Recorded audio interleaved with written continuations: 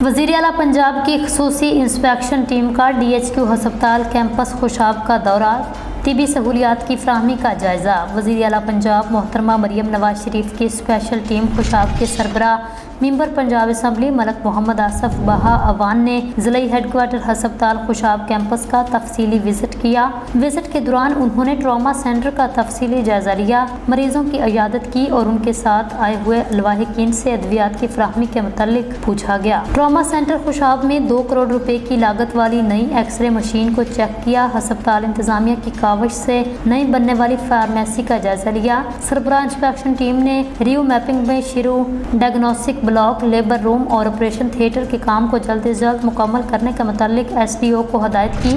اس موقع پر MS Mehar Nazir Ahmed, additional medical superintendent doctor Amir Abdullah Khan اور NMS آفیسرز بھی موجود تھے۔